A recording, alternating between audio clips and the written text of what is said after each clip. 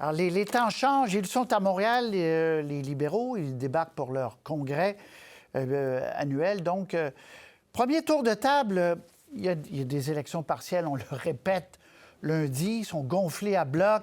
Il est allé dans Terrebonne aussi. Michel Courchaine, là, il veut profiter de ce qu'on appelle en sport du momentum. Il y en a tout un momentum en plus de ça, parce que effectivement, il a travaillé très fort au cours des dernières semaines, des derniers mois, pour avoir une majorité sans élection. Il a profité de cette situation-là, sachant que le Parti conservateur était en baisse, que M. Poilievre ne voulait pas non plus d'élection, mais il voulait se rendre la vie plus facile en obtenant cette majorité-là et en allant chercher des députés, notamment conservateurs. On en reparlera. Et il sait très bien que lundi, il y aura 3 partiels. Absolument certain d'en gagner 2, et le suspense sera dans Terrebonne. Est-ce que le fait d'avoir une transfuge aujourd'hui qui est contestée d'une certaine façon, est-ce que ça va influencer le vote des électeurs lundi dans Terrebonne? En tout cas, le Bloc joue là-dessus en disant, bien, vous l'avez, votre majorité, bien, vous n'avez pas besoin de voter pour les libéraux, votez pour une opposition forte. On verra lundi. Mais c'est sûr que, écoutez, on ne peut pas les blâmer d'être heureux au moment où on se parle, très haut dans les sondages, majorité acquise ce week-end.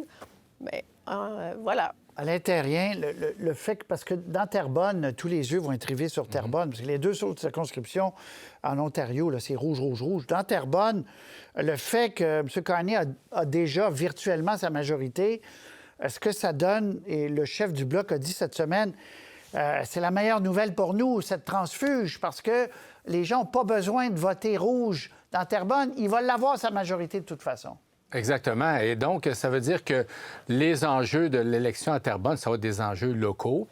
Alors, le Bloc québécois va travailler là-dessus. Nathalie a été députée pendant 4 ans, connaît bien le terrain. Alors, c'est un avantage pour le Bloc. Évidemment, vous savez, Carney est très, très apprécié. C'est le moins qu'on peut se dire. Alors, le fait de sortir un peu de l'équation, là, l'idée que M. Carney est dans un gouvernement minoritaire, peut-être majoritaire grâce à vous, bien, ça donne un sérieux coup de pouce au Bloc québécois dans ce comté-là, je pense, mais on ne sait jamais ce qui va arriver, là. C'est quand même très serré. Mais je pense que ce petit événement-là vient rajouter un peu là, un coup de pouce là, au Bloc québécois, surtout que c'est pas très bien accueilli par les électeurs québécois et canadiens, ce qui se passe actuellement avec Mme Gladu. Ouais. Bien, parlons-en. Michael Fortier, êtes-vous mal à l'aise, vous, qu'une députée conservatrice, puis c'est une vraie députée conservatrice, dans le sens, ce que je veux dire, c'est qu'elle avait des opinions, puis elle a tout à fait le droit, c'est légitime, des opinions conservatrices sur plein de choses. Êtes-vous mal à l'aise que, soudainement, elle dit ça nous prend un chef sérieux, puis qu'elle traverse la Chambre? Là, ça commence à en faire beaucoup, c'est la 5e, là.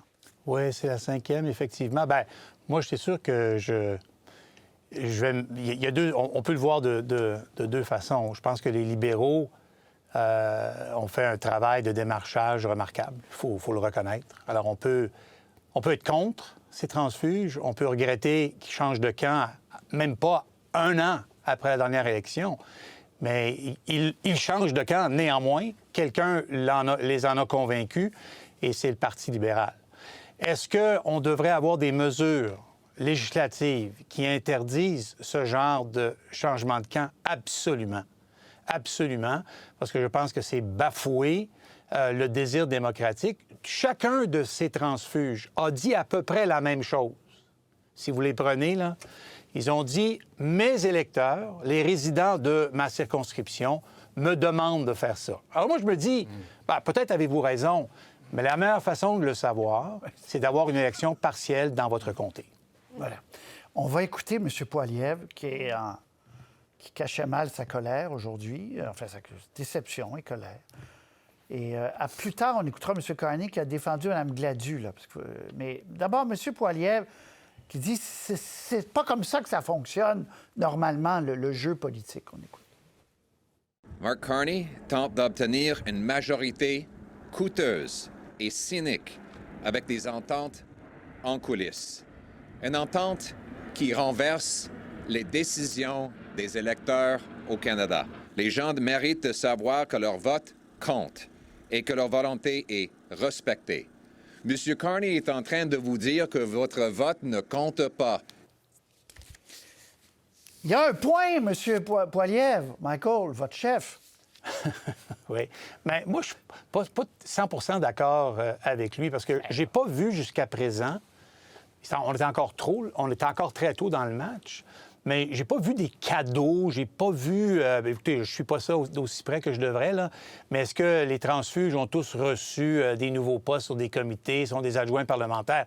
Ça reste à voir. Moi, je pense que ces gens-là qui ont choisi d'aller vers M. Carney, le Parti libéral, moi, je pense qu'en bout de ligne, ils vont être déçus. Parce qu'effectivement, ils vont devenir un parmi tant d'autres et ils vont réaliser, et il faut le demander à d'autres transfuges pour le comprendre, ils vont réaliser que la greffe ne prend jamais. Bon, elle ne prend jamais, cette greffe, et on demeure toujours un astre qui est tout seul dans un univers, puis on se fait à croire qu'on est dans les rouges alors qu'on ne l'est pas vraiment. Bon, mais elle, Mme Gladu, c'est parce que tout indique qu'elle ne l'était pas, qu'elle ne le serait jamais, ce qui n'aide pas dans ce cas-là. Elle est contre l'avortement, elle était contre les vaccins, elle était pour les camionneurs. Elle était... puis, encore une fois, elle a le droit. Mais Michel Courchaine, est-ce que c'est pas embêtant pour M. Carney d'accepter tout le monde? Bien, c'est ça la question. Puis ça serait intéressant d'être un petit oiseau sur le parquet du Congrès cette semaine pour voir ce que les militants en pensent et ce que les députés en pensent. Mais souvent, ces transfuges-là savent aussi qu'ils ne se représenteront pas à la prochaine élection. Et il y a fort à parier que Mme Gladu, ça fait déjà plus qu'une dizaine d'années qu'elle est là. Ça se peut qu'elle ne se représente pas. Elle a comme rien à perdre, d'une certaine façon. Est-ce que c'est... Mais lui, il y a c'est pas sûr. un prix à payer à un moment donné sur la... On verra. Sur pour l'âme. l'instant, il n'a pas le prix à le payer. Malheureusement, c'est plate à dire, mais pour l'instant, il l'a pas parce que, pour toutes les raisons mentionnées, il a une popularité, il est devant une situation à gérer et il aura cette majorité-là. Mais j'aimerais ça, Patrice, qu'on revienne quand même sur M. Poilievre aujourd'hui, qui, lui, dans son point de presse, ne prend aucune responsabilité. Hey, là, tu peux penser qu'il y a une personne qui traverse 2, mais là, on est rendu à 4 conservateurs qui traversent et la rumeur dit qu'il y en aurait peut-être 8, 9, 10 autres. Oui, attention. Ben, peut-être, Oui, Patrice. votre collègue a dit ça ce matin. Non, mais pas juste mon collègue. C'est pas ça le point. Le point, c'est qu'on sent qu'il y a une insatisfaction au sein de ce caucus-là. Et pour moi, un chef de parti a la responsabilité, même quand les sondages sont très bas, même quand la situation est difficile, a la responsabilité d'être rassembleur, de rallier son caucus, de s'en occuper et de trouver la bonne façon. Parce qu'un député qui est convaincu, bien, il va rester. Mais là, on voit que ce leadership-là est aussi en train de s'effriter. C'est une bonne question. Est en train de s'effriter. C'est une bonne question, Alain et Michael. Est-ce que ce n'est pas, en effet, une autre cicatrice sur la peau de M. Poilievre, Alain? Il y a deux choses pour Mme Gladu. Première des choses, là, elle est conservatrice, là, mais une solide. Là. Alors, quand tu dis que cette personne-là traverse la Chambre, là, ça veut dire qu'à peu près tout le caucus conservateur peut traverser la Chambre. Là. Oui, elle, c'est une des plus dures de la gang, puis elle la traverse la Chambre. Ça, c'est un point. Donc, tu te sens pas bien à l'aise si tu étais à la place de M. Poilievre. Deuxième chose, les autres qui ont traversé la Chambre ont gagné par à peu près pas grand-chose dans la dernière élection. Elle a gagné à 53 du vote, 11 600 de majorité. Alors, c'est pour ça que dans son comté, on voit les gens dire « Hey, on est des conservateurs, qu'est-ce que tu fais là? » Et là, ça, c'est la première fois qu'on le voit de façon aussi criante. Les gens se disent, mais qu'est-ce qu'elle a fait là? On a voté pour conservateurs. On est des conservateurs. Oui. Alors, c'est un autre problème qui est lié à cette transfuge-là. Et donc, c'est ça qu'on entend là. Alors, on n'a pas voté pour ça, c'est inacceptable, elle utilise notre vote. Et M. Poilievre, moi, je trouve, habilement, est revenu là-dessus. C'est sûr qu'il s'accroche à des affaires qu'il peut, là, dans une situation catastrophique comme ça. Là. Mais, Michael, parce que, bon, M. Carney aura peut-être à gérer des choses, mais pour Pierre Poilievre, que c'est pas un autre souci de plus important, là, Michael? Bien, c'est sûr, voyons donc. Tu veux pas perdre des membres de ton équipe, peu importe dans quelle entreprise tu es, que ce soit la politique ou en affaires. Supplice de la goutte, Michael, le 4, 5, 6... La goutte. Écoutez, il a perdu 5 vice-présidents. C'est sûr que c'est pas le fun pour lui. Il y a un gros défi devant lui et ça va polluer les discussions entre eux à partir de maintenant, si ce n'était pas déjà le cas, parce que les gens vont se demander s'il n'y en a pas d'autres, à qui on peut faire confiance. Donc, c'est pas comme ça, c'est pas un climat agréable, mais je pense d'autres ont survécu. Vous savez, le Parti conservateur, dans l'histoire du parti, on a donné plus. On est des nets immigrants plutôt que des immigrants. On en a donné des députés à d'autres partis et on a survécu. Je vous dis pas que c'est un épisode qui est pas important. C'est un épisode qui est très important, mais je pense qu'il va survivre. Et ce qui m'étonne un peu dans ce que Michel Courchaine dit, c'est que, justement, depuis plusieurs mois, je pense objectivement que son ton s'est amélioré. Oui. Et donc, ces députés qui partent maintenant, il faut vraiment se poser des questions. Quand il parle de son leadership, je pense que là, ça sonne très faux. Ils ont le droit de partir. Il y avait une belle séquence aussi. Il y avait une belle séquence récemment. Là. En fait, c'est la question. Excusez-moi, ils ont le droit de partir. Oui ou non, là, ça dépend. Mais moi, je dis non. Il y a des gens qui peuvent dire non. Mais le Parti libéral les accueille. Savez-vous pourquoi, Patrice? Parce qu'ils savent compter. Non, mais c'est qui le premier parmi les transfuges? C'est leur chef! C'est leur chef! Leur chef n'est pas un vrai libéral. Leur chef, dans la vraie vie, non, il est de centre-droit, il a beaucoup plus d'affinité avec les conservateurs. Ils l'ont accueilli comme ils vont accueillir n'importe qui. Pour eux autres, l'objectif, c'est de gagner. Peu importe, c'est pas comment, c'est peu importe, Très bien. on va gagner. On va l'écouter, M. Carney, parce qu'il s'est fait poser la question. Mme Gladu, quand même, les valeurs. Tu sais, je veux bien que vous... Parce qu'il l'aurait eu quand même, sa majorité, en passant. On va en parler tout de suite après, mais on va l'écouter qui défend ce mouvement. Oui. J'ai eu des discussions approfondies avec Mme Gladue et elle va voter avec le gouvernement en ce qui concerne des questions d'avortement, en ce qui est des questions d'égalité. C'est une question pour d'autres députés. S'il peut soutenir les valeurs du Parti libéral et ajouter au caucus libéral afin de bâtir un Canada fort, un Québec fort pour tous et toutes. Bon. Mais quelles sont ces valeurs? Sérieux? Non, je ne fais pas de blague. On a pensé que c'était un parti vert. Ils ne le sont plus. Hein? Sur un paquet de politiques que le Parti libéral mettait en vitrine depuis des années, maintenant, il vacille. Alors moi, écoutez, je m'incline, je l'ai souvent dit, c'est un parti qui gagne. Il arrive tout le temps à gagner et son purgatoire dure habituellement pas très longtemps comparativement aux nôtres. Vous êtes jaloux? Non, je m'incline. Ben oui. Quand on s'incline, on n'est pas jaloux. Ça dépend. Moi, ce qui me fait rire là-dedans, c'est que quand j'ai fait mon porte-à-porte, là, le monde me disait « Ah, le Bloc libéral, le Bloc libéral ». Puis là, c'est ça que M. Poilievre avait comme spin, là. Là, j'ai fait un calcul avant d'arriver, là. Le nombre de transfuges du Bloc aux libéraux, là, c'est 0. Le nombre de transfuges du Parti conservateur aux libéraux, c'est 4. C'est le Bloc conservateur-libéral qu'on voit actuellement, là. C'est ça qui se passe, Porte-à-porte dans Terrebonne que vous avez fait. Non, quand j'étais député, le monde me disait « Le Bloc libéral, vous appuyez libéraux ». Ça venait de... OK, ouais. On revient à nos moutons. J'ai assez donné. Majoritaire. On voit le tableau, là, il va l'avoir, 171 actuellement, avec Mme Gladu. Là, il y a 3 élections partielles. On va voir les cartes. Il y en a 2 où ce sont des certitudes pour les libéraux, Scarborough Sud-Ouest et University Rosedale. Terrebonne, on verra. C'est vraiment l'inconnu de lundi soir. Alors, qu'est-ce que ça va changer? Rapidement, tour de table là-dessus. Qu'est-ce que ça va changer qu'ils deviennent majoritaires? Tour de table à l'intérieur. Écoutez, majoritaire comme ça, il va avoir de la difficulté à gérer son caucus. On sait qu'il n'est pas très, très porté sur la politique. C'est pas un défaut, c'est comme ça.